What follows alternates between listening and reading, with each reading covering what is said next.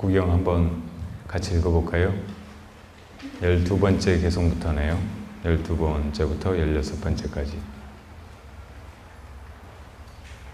해는 낮에 빛나고 달은 밤에 빛나며 전사는 갑옷을 입었을 때 빛나고 수행자는 산정에 들었을 때 빛난다. 그러나 불타의 몸은 밤낮이 없이 방광하나니 사라지지 않는 그 광이 눈부시어라. 정각을 성취하여 미망을 벗어나니 늘 선정을 여의지 않고 참으로 지혜로우며 삼기를 벗어나 안심민망한 일을 천상의 신들도 부러워하며 경배하네. 사람의 몸으로 태어나기 어렵고 제 명대로 살기도 어려우나 정법을 가르침 받기가 진정 어려우며 불타의 출현은 참으로 희유하니 불타께서 세상에 몸을 놔두시는 일 희유하여라. 위 없는 성인은 인연이 부족되지 않은 곳엔 탄생하시지 않나니 그가 태어난 가문의 혈족들은 온갖 큰 은혜를 두루 입는다. 나는 모든 것을 이겼고 모든 것을 알았노라. 일체의 번뇌를 여의고 일체의 죄업을 떠났노라. 일체의 가래를 부수고 온전히 해탈하였노라. 몸소 정각을 성취하여 위 없는 반야 이루었으니 그 누구를 나의 스승이라 하랴.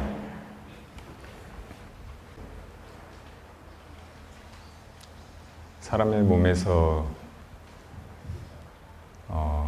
일정한 빛의 파장이 나온다고 합니다. 그 빛을 요즘엔 그 새로운 카메라로 촬영해서 사람의 건강 상태를 알기도 하고 또 그 사람의 심리 상태를 읽기도 한다고 합니다. 그런데 그것은 특수한 그 렌즈로 찍었을 때 나타나는 것인데 보통 중생의 육안으로는 사람의 몸에서 나오는 빛은 보이지가 않죠. 우리가 보는 빛은 일정한 파장의 것들만 보는 거죠. 그 귀가 일정한 주파수의 그 진동만을 잡아내듯이, 그러니까 소리는 물체의 진동이잖아요. 진동. 모든 물체가 움직일 때 그 진동이 이 소리로 우리 귀에 감지가 되는 거예요. 그러니까 이것이 진동한다는 것은 분명히 물질의 움직임이잖아요. 그런데 그 움직임이 우리가 만져보지 않아도, 만져보면 이게 떨리는 것이 느껴질 거 아니에요. 근데 진동은 분명히 떨림이라고 하는 촉각으로나 감지할 만한 그런 현상인데, 그것이 공기를 진동하고 그 파장이 우리 귀에까지 전해와서 우리 귀 안에 고막을 진동시키고 그 고막의 진동을 우리 신경이 읽는 거예요. 그래서 지금 어떤 소리가 들리는구나, 그 죽비가 이렇게 쳤구나 하고 보지 않고도 알 수가 있는 거예요. 소리가 그렇게 진동이듯이 빛의 정체는 무엇일까요?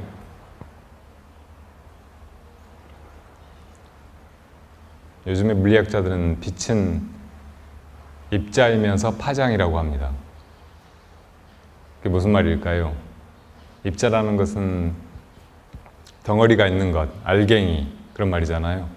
이 모든 물질은 입자로 이루어져 있잖아요. 이것을 잘게 쪼개고 쪼개면 분자가 나오고, 그 분자는 또 쪼개면 이제 원자들로 나뉘어지고, 그 원자를 또 쪼개면 솔입자로, 그렇게 다 입자로 이제 나눠지는 거예요. 근데 그걸 더 쪼갠다면, 물론 이제 사실상 쪼갤 수는 없지만 그것이 쪼개져 버리고 나면 더 이상 물질이 아니고 이제 에너지로 변해버리죠. 그러니까 에너지와 물질이 전혀 별개의 것이 아니고, 에너지가 물질로도 형성될 수 있고, 그 물질이 분해되면 에너지로 변해버릴 수도 있다는 것. 이것이 상대성 이론이잖아요. 그런데 그 입자의 성질을 빛은 가지고 있다는 거예요. 한편으로는. 그러면서도 그것이 파장이라는 거예요. 이것만 해도 우리가 머릿속으로는 이해할 수가 없어요. 물에 파도, 이것은 파장이잖아요. 물이 이렇게 출렁출렁 하는 거. 그러니까 잔잔한 물에 돌멩이를 하나 던졌을 때 그 돌멩이가 떨어지는 지점에서 물이 속으로 밀려 들어가면서 반작용으로 물이 다시 올라오는 힘이 생기고, 그러면 그 올라오는 힘이 다른 옆에 물에 움직임을 주고, 그러면서 이게 물이 계속 밀려가면서 동심원이 계속 그려지잖아요. 그런 게 이제 파장이에요. 처음에 일어난 그 물의 움직임, 이것이 주위의 물에 계속 같은 영향을 미치는 거죠. 그런 것이 파장인데, 빛도 그런 파장의 성격도 가지고 있다는 거예요. 지구 위에서 밤낮을 경험하고 살아가는 것은 태양 빛이 비치는가 안 비치는가에 따라서 달라지죠.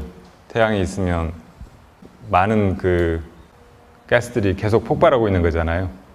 이 폭발이 일으키는 그 빛이 이 지구까지 이렇게 전해져 오는 거예요. 그래서 이 지구가 자전하면서 이 태양의 빛을 받고 있을 때는 낮이고 받고 있지 않은 때는 밤이고, 지금 태양으로부터 입자가 빛이라고 하는 알갱이가 지구로 온다고도 할 수 있고, 동시에 이 태양이 폭발하면서, 태양에서 기체가 폭발하면서 일어난 그 빛의 파동이 지구까지 전달되고 있다고도 말할 수 있다는 거예요. 어떻든 지구는 이 태양의 의지에서 이 모든 밤낮이 형성되고, 또 그 안에서 모든 생명 활동이 이루어지고 있습니다. 그러니까 태양이 없다면, 심지어는 태양이 정말 작은 한 변화만 일어난다 해도 이 지구의 생명이 치명적으로 타격을 받고 사실은 다 한꺼번에 몰살당할 수도 있어요. 그러니까 거의 태양의 힘으로 이 지구의 생명들이 생명을 유지하고 있다고 할 수 있겠죠. 뿐만 아니라 이 지상에 있는 거의 모든 에너지가 태양으로부터 옵니다. 태양이 없으면 지상에서 우리가 이렇게 쓰는 전기도 사실은 알고 보면 화력발전이나 수력발전을 통해서 얻는 것이잖아요. 근데 그런 발전도 근본적으로 태양이 없었다면 이 지상에 과거에도 생명체들이 없었을 것이고, 그런 생명체들이 살다가 죽어서 그 중생된가 땅속에 묻혀가지고 된 기름이 석유잖아요. 그런 석유가 생산될 수가 없고, 그런 발전도 할 수 없고, 그래서 이 지구상의 모든 에너지원은 태양이라는 거죠. 뿐만 아니고 우리가 이렇게 눈을 가지고 이 모든 사물들을 다 보고 지각할 수 있는 것은 눈만으로 되는 것이 아니고, 또 물체만 있다고 해서 되는 것이 아니고, 무엇이 있어야 되는 거예요? 빛이 있어야 되죠. 빛이. 빛과 눈과 물체가 있어야. 이것만 있어가지고는 또 안 되죠. 보는 그것이 있어야 돼요. 안식이. 이것들이 다 갖추어져야, 이 인연이 다 모여야 비로소 사물을 본다는 것이 가능해지죠. 그래서 결국은 이 태양에 빛이 없다면 아무리 안식이 있고 눈이 있고 물체가 있다고 하더라도 우리는 그 어떤 것도 이 눈으로 볼 수가 없게 됩니다. 이 모든 것의 근원은 그러니까 태양이기 때문에, 옛날에 고대 원시 종교에서 태양을 숭배하는 현상이 있었던 것이 너무나 당연해요. 그건 그렇고, 이 우주 안에 태양이 하나만 있는 거 아니잖아요. 이 태양은 수많은 우주 안의 별들 가운데 하나에 지나지 않아요. 이 은하계 안에는 태양과 같은 항성이 2천억 개가 있다고 합니다. 그리고 이 은하계 같은 은하들이 이 우주 안에 1,000억 개가 있다고 그래요. 이 은하계 안에 이 2천억 개나 되는 별들은 다 이 은하계의 중심인 블랙홀에서 형성되어 나온 거예요. 그러니까 그 가운데 비어있는 부분으로부터 이 폭발하듯이 이것들이 흩어져 나오면서 이 물질들이 그 성운이 뭉쳐져 가지고 항성을 이루고 있는 거예요.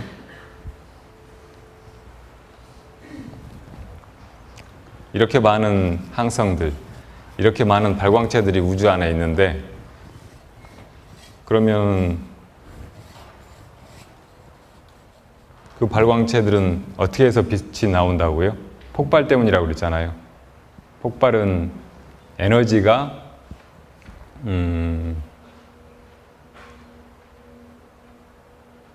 한꺼번에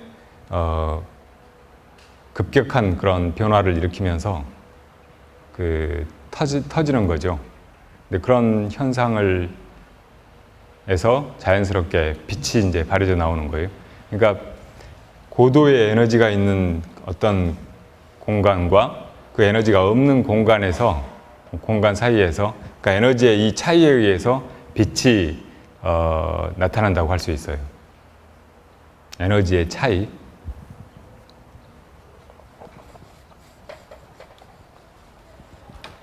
그러니까 우리가 사물을 이렇게 지각하는 것이 빛의 차이 때문이라고 할 수 있어요. 지금 이 하얀 칠판 위에 이 칠판하고 똑같은 색깔로 뭐라고 내가 쓴다면 여러분들이 그 차이를 그걸 인식할 수 있겠어요? 전혀 모르잖아요. 이 하얀 칠판 위에 까만 글씨가 나타나기 때문에 여러분이 알잖아요. 그러니까 이 하얀 빛깔과 이 검은 빛깔의 차이가 나기 때문에 여러분이 그 차이를 감지하는 거예요. 어떤 물체가 어떤 때는 하얗게 보이고, 어떤 때는 빨갛게 보이고, 어떤 때는 까맣게 보이고, 어떤 때는 노랗게 보이고, 이렇게 색깔이 다르게 나타나는 것도 그 차이예요. 빛의 차이. 그러니까 이 태양으로부터 빛이 이 물체에 내리쬐는다고 할 때 여기 빨주노초 파남보 색깔이 있다고 해봐요. 이것을 가시광선이라고 하죠. 가시광선. 그러니까 우리가 볼 수 있는 광선이라는 말이에요. 아까 사람이 감지할 수 있는 주파수가 20에서 2만 헤르츠까지의 이 진동이라고 했을 때 빛도 사람이 볼 수 있는 그 영역이 있는 거예요. 그 영역 안에 있어야 우리가 눈으로 볼 수가 있어요. 그러니까 이쪽이 빨강이고 빨주노초 파남보 이렇게 스펙트럼이 있다고 할 때 이 바깥의 파장은 우리가 읽을 수가 없는 거예요. 그래서 이 빨간 쪽 이 가시 범위 이외의 광선을 적외선이라고 하죠. 적외선. 붉은색 바깥에 있는 선. 그리고 이 보라색 바깥에 있는 광선은 자외선. 자색 바깥에 있는 선. 그래서 이 자외선이나 적외선은 요즘에 이제 다른 그 카메라 같은 것으로 잡을 수 있고 찍을 수 있죠. X선 같은 것도 이 가시광선 밖의 색깔이에요. 그러니까 보통 이 빛들은 여기 와가지고 물체에 부딪혀서 색깔을 반사시켜요. 그러니까 이 태양이 여기로 온다고 할 때 어떤 것은 빨간 색깔로 드러나고 어떤 것은 노란 색깔로 드러나는 이 차이는 뭐냐면 이 물체는 빨간 색깔만 반사시키고 다른 색깔은 다 흡수해버려요. 그러니까 이 반사하는 이 빨간 색깔만 우리 눈에 또 와가지고 우리 눈에 망막이 있잖아요. 그 망막에서 그 같은 색깔을 반사하고 그것을 뒤에 이제 망막에 그 맺힌 그림자를 우리가 읽어서 이게 노랗다 하고 아는 거죠. 그리고 노란색은 다른 색깔은 다 흡수해버리고 노란 색깔만 반사하는 거고. 그리고 만약에 이 빨주노초 파남보 말고 다른 색깔을 우리가 읽는다 그러면 검정색 같은 것은 뭐예요? 모든 색깔이 거의 다 흡수돼 버릴 때 그것을 우리가 검다고 느껴요. 그리고 모든 색깔이 다 반사돼 버리면 그것을 희다고 느끼고, 또 예를 들어 연두색이다 그러면은 이 초록색과 노란색이 반사되고 다른 색깔은 흡수될 때 연두색이라고 느끼고. 그러니까 우리가 이 색깔의 차이를 읽는다고 하는 것은 이 물체들이 어떤 색깔을 반사시키고 어떤 색깔을 흡수하는가, 그 차이들을 우리가 읽는다는 말이죠. 그러니까 결국은 차이를 읽어서 모든 것을 분별하는 거예요. 물체가 반사시키는 그런 차이들을. 차이. 그러니까 우리가 세상에서 물체의 색깔, 이것을 감지하는 것은 그 물체가 그 순간에 반사시키는 그것을 우리가 읽는 거고, 여러 가지 다른 색깔을 읽는 것은 각각의 물체들이 다르게 반사시키는 그 파장들을 우리가 감지하는 것이라고요. 그런데 어떤 것이 빛으로 드러나고 또 어떤 때는 빛이 없는 상태로 느끼고 하는 것도 이 에너지 상태가 차이가 나기 때문에 그것을 감지하는 거예요. 만약에 다 똑같다면, 전혀 차이가 없다면 그것들을 우리가 감지할 수 없게 되는 거죠. 그러니까 영화 볼 때 여기 하얀 자막이 있는데 여기에 저쪽에서 스펙트럼을 그 빔으로 형사막을 통과한 그 필름을 통과한 빛을 쏴가지고 여기 물체가 이제 형상으로 보인다고 할 때, 만약에 여기가 다 환하다면 이 자막하고 바깥에 이 빛하고 똑같이 하얗다면 하나도 여기 형상이 드러나지가 않아요. 완전히 밝다면. 그런데 여기에 커튼을 쳐가지고 깜깜한데 여기만 빛이 들어와가지고 여기에 빛의 차이가 드러나면 우리가 이제 여기에 어떤 형상이 있다고 그렇게 감지하게 되는 거예요. 그러니까 빛이라는 것은 이 차이라고 할 수 있어요. 파장의 차이. 실제로 이제 어떤 공간에 빛이 있다고 느껴진다면 다른 공간에는 에너지가 없는데 이 공간에 빛이 있기 때문에 이것이 차이로서 우리들한테 감지된다는 얘기죠.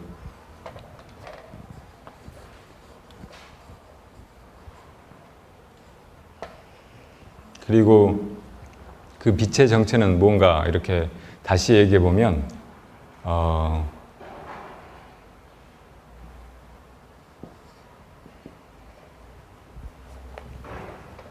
물질이 있고 에너지가 있고 빛이 있고 또 사념, 생각이 있고 마음의 본체가 있다고 할 때,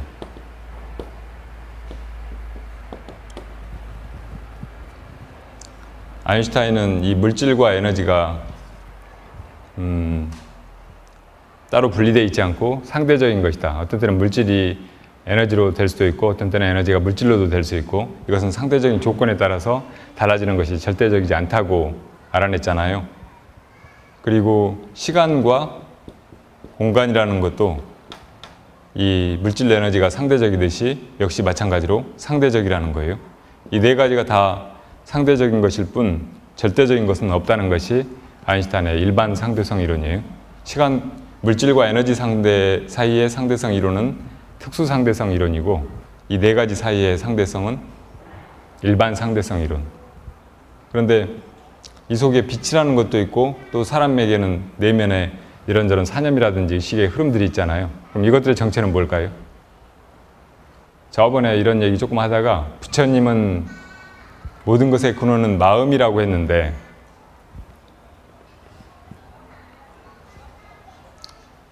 아인슈타인이 밝힌 이 모든 것들의 상대성은 결국 이것들이 상대적으로 어떤 조건에 의해서 드러날 뿐이지 그 어떤 것도 본질이라고 말할 수가 없다는 것이었잖아요. 그러니까 우리는 여기 물질이 있으면 이 물질이 없어지더라도 이것의 본 바탕인 이 허공은 남는다고 생각을 하잖아요. 그러니까 공간은 본질적이라고 우리는 생각을 하고 있는 거예요. 또 이것이 어떤 시점에 이렇게 있다가 다른 모습으로 변해가다가 나중에는 사라져버리잖아요. 그러면 이것이 있기 전에 그 시간이 있고 있을 때의 시간이 있고 이것이 사라져버렸을 때의 시간이 있어서 그 시간은 영속하고 이것이 있든 없든 이것의 본질로서 존재한다고 생각을 하는 거예요. 시간은 따라서 영원하다고 우리는 생각하고 있어요. 근데 아인슈타인은 이 시간도 영원한 본질이 될 수가 없다 이렇게 말한 거예요. 그 시간이 어떤 때는 물질이나 에너지로도 변해버릴 수 있다는 거예요. 그리고 물질과 에너지가 있을 때 그것이 시간으로서 존재하는 것이지 물질이나 에너지가 없는 아무것도 존재하지 않는 그런 시간은 사실은 없는 것이라는 거예요. 시간이 완전히 사라져버린 그것도 있을 수 있다는 거예요. 그것도 있다는 거예요. 그러면 이 모든 것들의 본질을 무엇이라고 말해야 될 것인가? 빛이라고 말해야 될까요? 빛? 흔히 우리가 수행하다 보면 점점 이제 자기 내면으로 들어가잖아요. 이 물질적인 대상 세계를 떠나고 자기 안으로 들어가 보면 이 빛을 감지해요. 자기 존재가 이 빛이라고 느낀다든지 빛이 보인다든지 그러면 그 빛이 모든 것의 본질일까요? 만약에 이 빛이 본질이라면 부처님이 빛이다 이렇게 말했을 거예요. 그렇겠죠? 근데 부처님은 빛이라고 안 그러셨잖아요. 빛이라는 것은 보이는 것이에요. 보이는 것. 그러니까 내 눈이 있고 이 눈이 있을 때 어떤 공간 안에 존재로 나에게 지각되는 것이에요.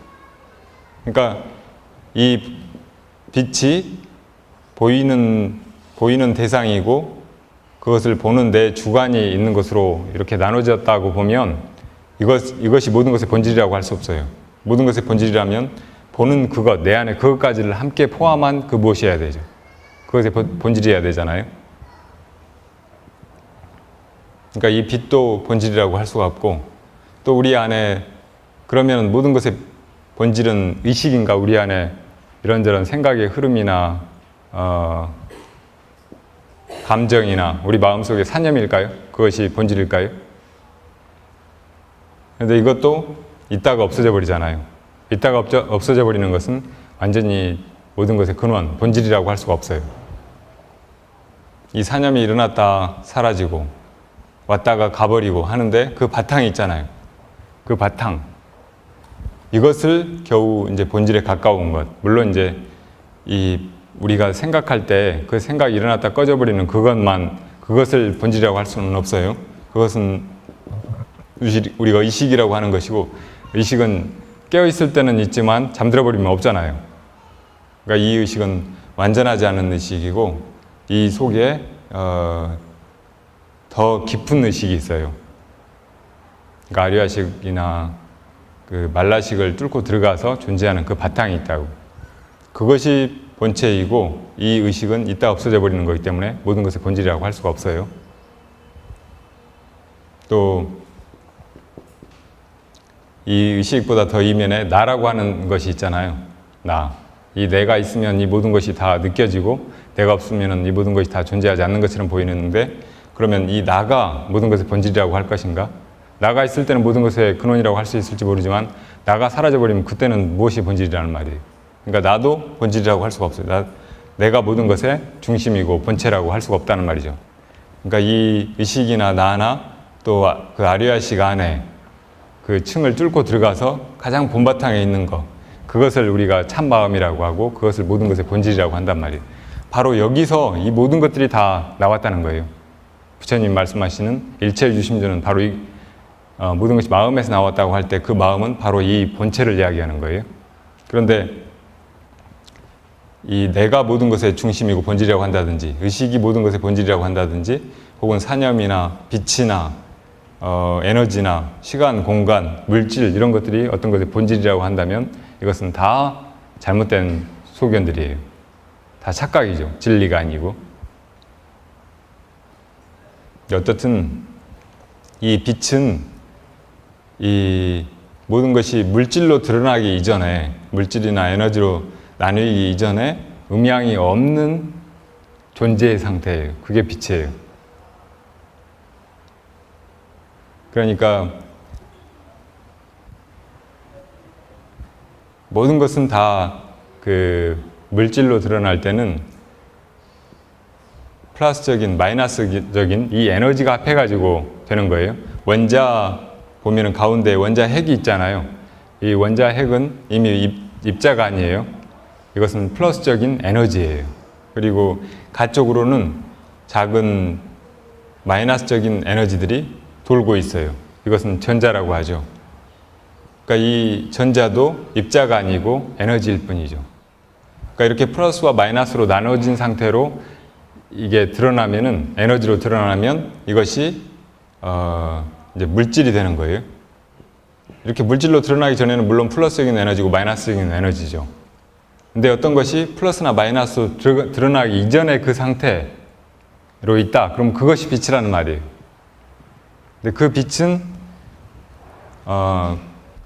이 물질이나 에너지의 근본이고 바탕이기 때문에 그것은 모든 것의 이 존재의 본질이다 이렇게 말해서는 안 된다는 거예요. 그것도 우리가 볼 때만 보이는 그런 대상으로 존재하고 보는 나는 또 내면에 또 있기 때문에 이것까지를 포함한 그 본질이라고는 말할 수 없다는 거죠. 상당히 복잡한 이 이야기들이 조금은 존재 그리고 그것의 근원 이것을 전체적으로 이해하는 데 도움이 되셨기를 바랍니다. 그런데 해는 낮에만 빛나잖아요. 이 말이 맞아요? 밤낮이 없이 빛나지요. 그런데 우리가 지구 위에서 그 햇빛을 받을 때는 지구가 자전하다가 햇빛을 향하고 있을 때 낮에만 그렇게 해가 보이고 그동안에만 그 햇빛에 의해서 모든 것이 물상이 제 존재를 드러내잖아요. 우리가 편하게 사물을 지각하고 살아갈 수 있고, 그런데 해가 자전해서 이제 해를 향하지 않은 그 시간, 하루의 반은 깜깜합니다. 근데 그때는 다행스럽게 하늘에 또 별과 달이 보이죠. 그러니까 아주 밝을 때는 분명히 해와 달이 공중에 있어도 보이지 않다가 전혀 빛의 역할을 못하다가 깜깜할 때, 해가 없을 때는 제 자리에서 낮에도 똑같이 있었지만 이제는 존재가 드러나고 그것들이 밤에는 미미한 그런 빛을 발해서 또 땅 위를 조금은 밝혀줍니다. 그리고 달은 전혀 스스로 빛을 발하지 못하죠. 달의 빛은 다 햇빛이에요. 아까 우리가 물체가 어떤 빛깔을 낸다고 할 때 이 물체가 스스로 빛을 발하는 게 아니고 태양이 내는 그 빛을 반사한다고 했잖아요. 물론 이제 스스로 빛을 발하는 것들도 있죠. 저 전구 같은 거 이런 건 빛을 발하면서 그 색깔이 우리들한테 느껴지잖아요. 그런데 대부분 발광체가 아닌 것들은 태양의 빛을 반사하는 거예요.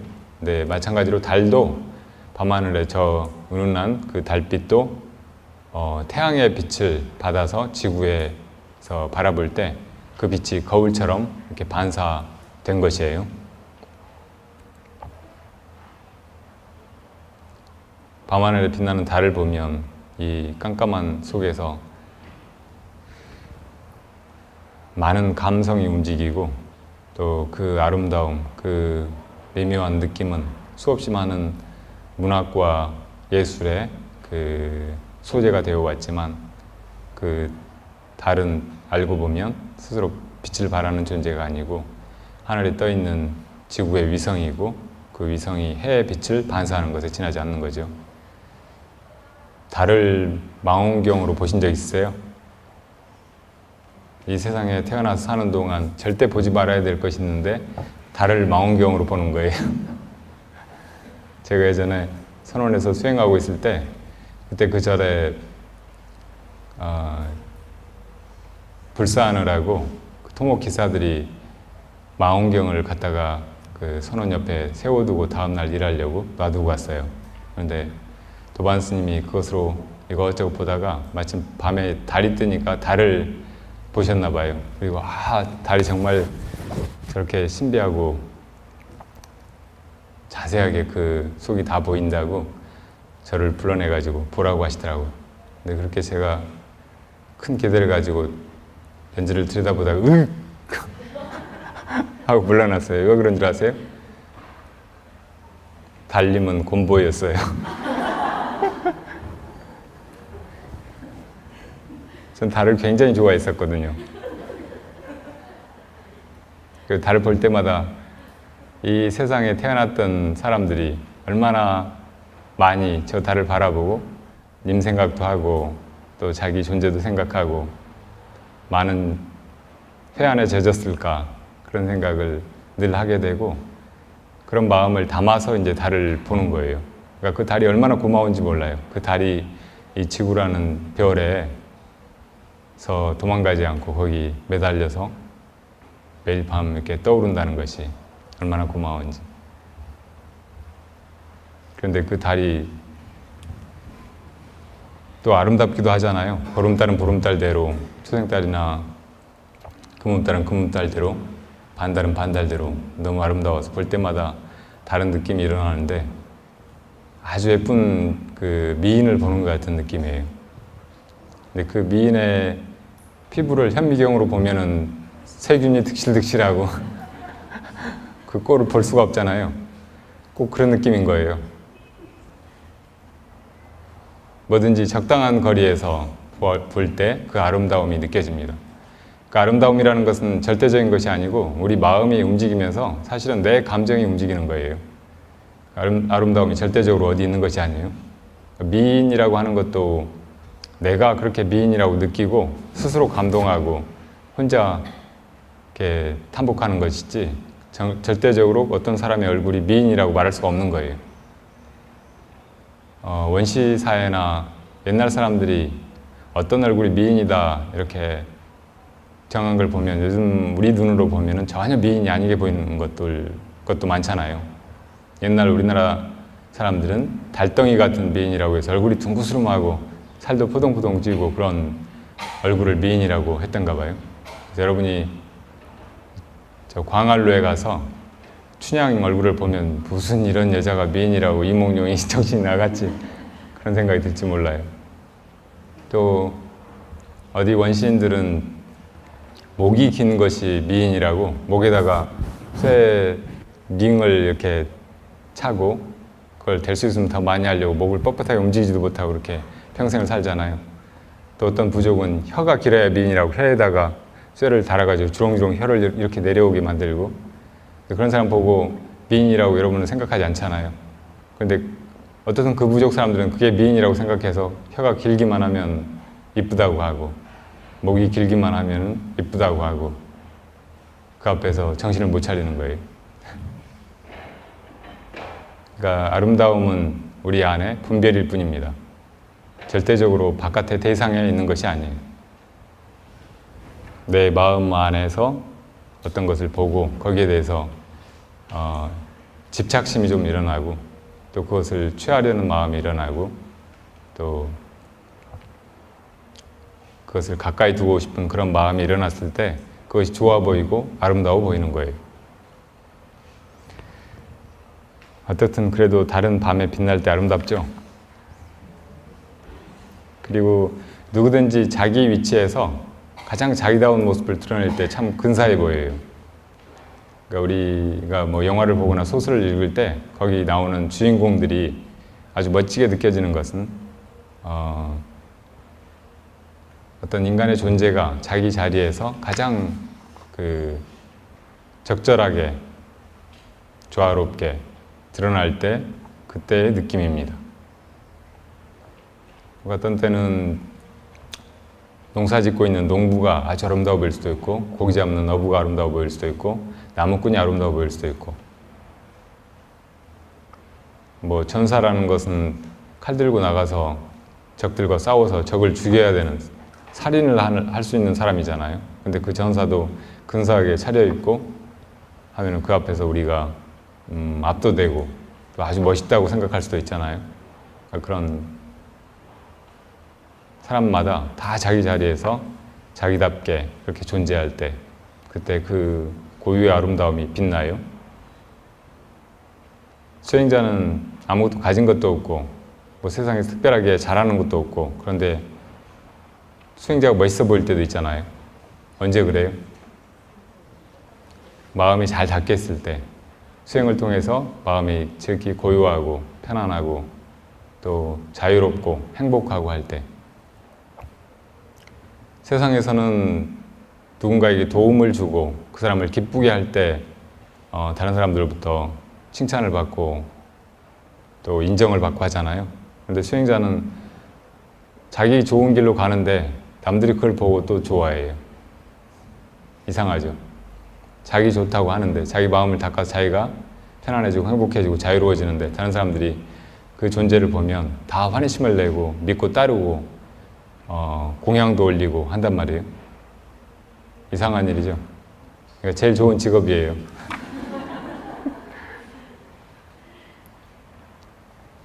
근데 수행자가 그렇게 하지 못하면 자기 마음을 닦지 못하고 또 마음 닦고 하는 일보다 세속적인 일에 휘말려서 그렇게 살아가면 그것처럼 또 추한 모습이 없습니다. 그러니까 가장 아름다워야 될 것이 가장 맑고 깨끗해야 될 것이 그렇지 않으면 그것이 더 더러워 보이는 거예요.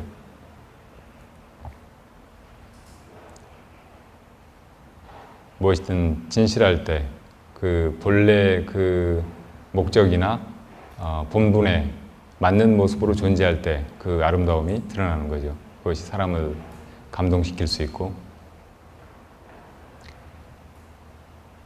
이 세상엔 그 가짜가 참 많잖아요.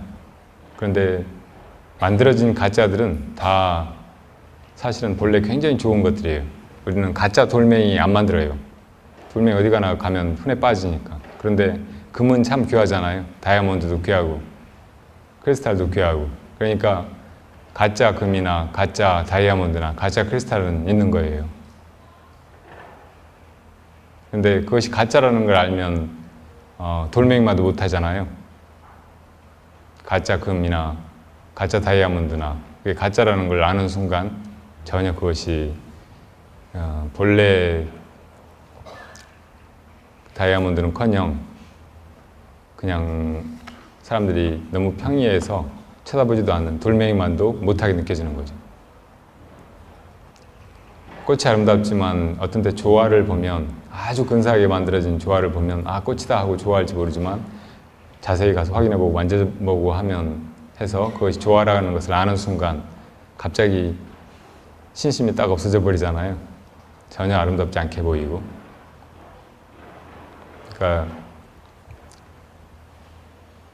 내가 누구인가, 내가 무엇이어야 하는가, 내 가장 그 본성에 맞는 그런 모습으로 우리가 존재할 수 있어야 이 세상에서 아름다움의 빛을 발하고 또 다른 존재와 멋진 그런 교감을 나눌 수 있고 다른 존재를 감동시킬 수 있습니다.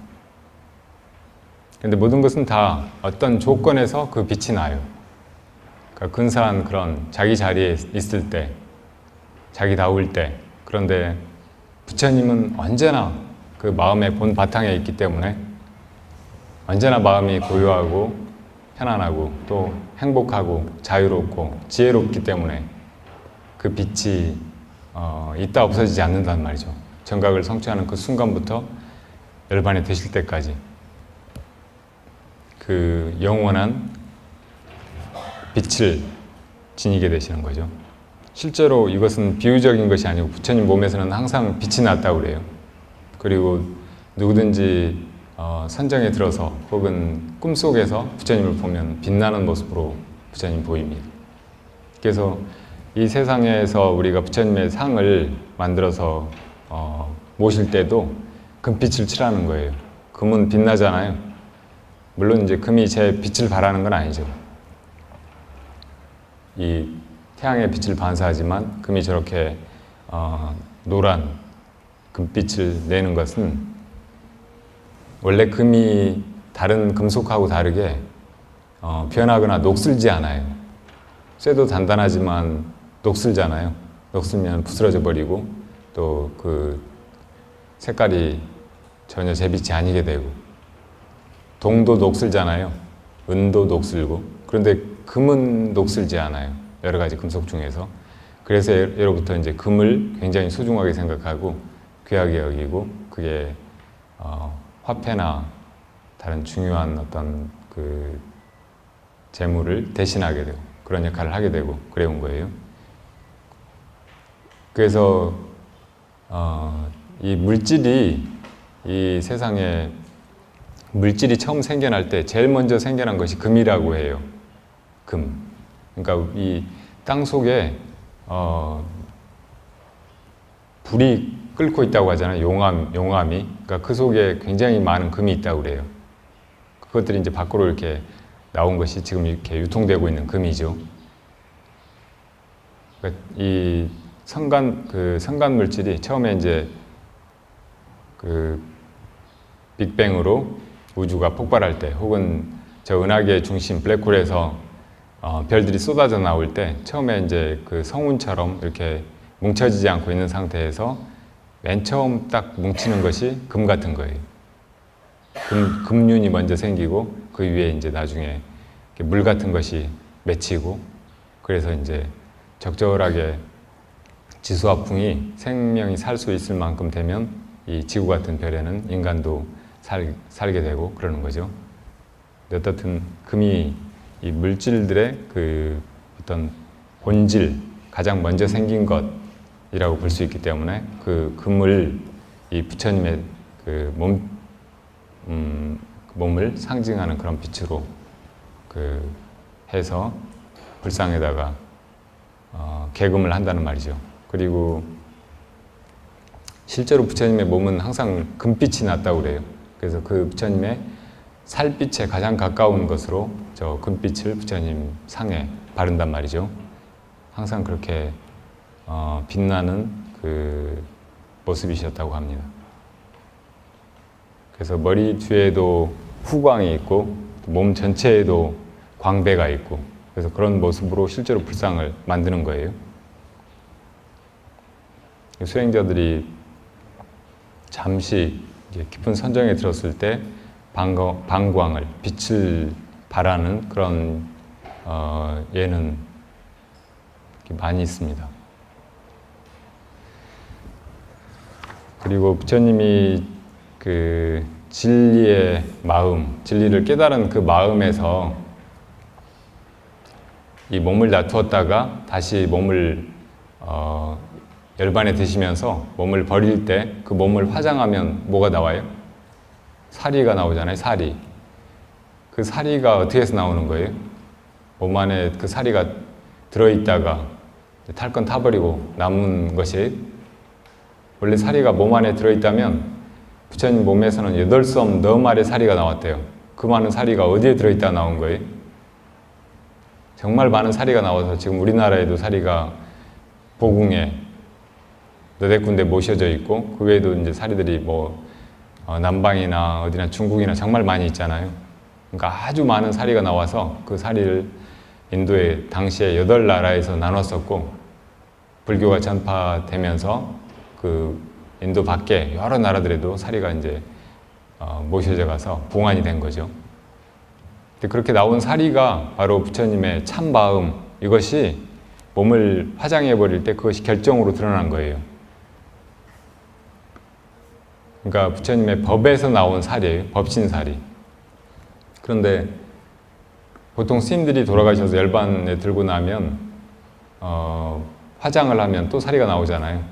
근데 그 사리는 되게 이제 화장을 하고 나서 뼈 같은 데 이렇게 붙어 있어요.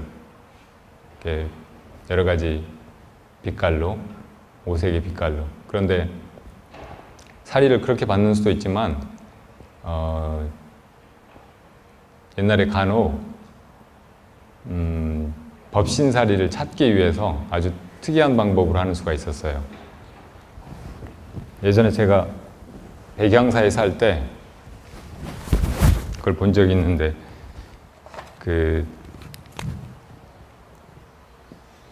다비장에다가 동서남북에 땅을 파요. 가운데도 파고, 그래가지고 그 안에다가 항아리를 묻어요. 근데 이 항아리 안에 물을 채우고 여기에 창호지를 덮어요. 창호지를 덮고 그 위에다가 기왓장을 놓고, 그리고 그 위에다가 흙을 다 덮어버려요. 그러니까 여기에 다 완전히 이제 평지처럼 흙을 골라놓고 그 위에다가 장작을 쌓는 거예요. 장작을 쌓고 그 위에 이제 돌아가신 스님의 법구를 넣고, 그리고 또 장작을 쌓고, 그리고 나서 이제 이걸 다비를 하는 거예요. 그럼 다 타잖아요. 그리고 사리를 어디서 찾느냐면 그 돌아가신 스님의 타고 남은 뼈에서 찾는 게 아니고 이 항아리 속에서 찾는 거예요. 신기하죠? 무슨 이유인지 모르는데 이 불길 속에서 그 기운이 이 항아리 속으로 찾아 들어가 가지고 이 물 속에 그 사리가 맺히는 거예요. 마남 스님이 입적하셨을 때 이 사리를 8관가를 찾았어요. 그리고 서웅 스님이 입적하셨을 때는 4과의 사리가 나왔어요. 이런 사리는 법신사리라고 합니다. 보통 이제 그 스님 입적하셔서 그 뼈에 붙은 사리들을 이제 골라내서 보면은 이 중에는 색신사리가 섞여 있다고 해요. 이 물질로 된 몸은 색신이잖아요. 그래서 이 물질로 된 몸에 이렇게 생겨난 사리, 가끔 살아있는 스님한테서도 사리가 나오는 수가 있어요. 치아 같은 데서 떨어져 나오는 수가 있다고 그래요. 그런데 어떤 사리들은 이 물질의 상태로만 그냥 이렇게 맺힌 거라서 그것들은 이 깨달음을 얻은 스님이 이 손에 놓고 선정에 들면은 그 사리들은 녹아버린다고 그래요. 그리고 그런 방법으로 택사리를 했다고 그래요. 사리를 이제 간택을 하는 거죠. 법신사리와 진신사리를. 그래서 그 법신사리만 이제 사리탑에 부도에 봉안을 하고. 근데 어떻든 이런 방법으로 법신사리를 찾는데 이렇게 찾는 사리는 그냥 물질이 아닌 거예요. 그 깨달은 마음, 이것이 물질로 응현, 맺혀서 드러난 것이죠. 부처님도 이렇게 그 깨달음을 이루신 그 마음에서 사리가 나왔기 때문에 부처님이 보통 사람들보다는 체구가 훨씬 크셨다고는 해도 거기서 8섬 너말의 사리가 어디 안에 있다가 나온 것이 아니고 그 깨달은 마음에서 그냥 나온 거예요. 그리고 그 사리는 아까 말한 모든 것의 본성인 거기서 빛으로도 나오고 또 사념 생각으로도 나오고 또 음양의 에너지로도 나오고 그 다음에 물질로도 나오고 그렇게 모든 것이 다 마음에서 발해져 나오는 것인데 그러니까 그 본래 마음, 깨달은 그 마음에서 물질로 바로 연결된 것이 사리라는 말이에요. 그래서 그 사리를 우리가 마치 부처님의 살아계신 몸인 것처럼 모시고 참배를 하는 것이고요. 어떤 때는 아주 신비한 현상도 많이 일어나요. 사리를 모시고 절을 거기에 많이 하고 마치 부처님을 모시고 있는 것처럼 늘 공을 들이고 하면 그 사리가 분신하기도 해요. 둘로 나눠지는 거예요. 또 여러 개로 더 늘어나기도 하고. 그리고 공을 안 들이고 너무 함부로 모시고 하면 그 사리가 없어져 버리기도 해요. 사리는 상당히 높은 고압이나 이렇게 큰 충격에도 깨트려지지 않는다고 그래요. 그런데 우리가 신심이 없으면 전혀 잘 모시지 못하면 그냥 자취 없이 없어져 버리는 거예요. 예전에 그 송광사의 전 방장 스님인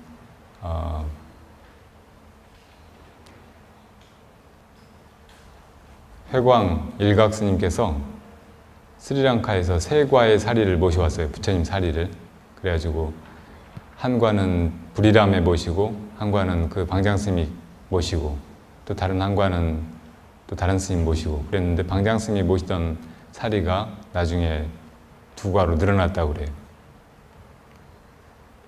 그리고 지금도 불이람에 그 부처님 사리가 모셔져 있어요. 한 과는.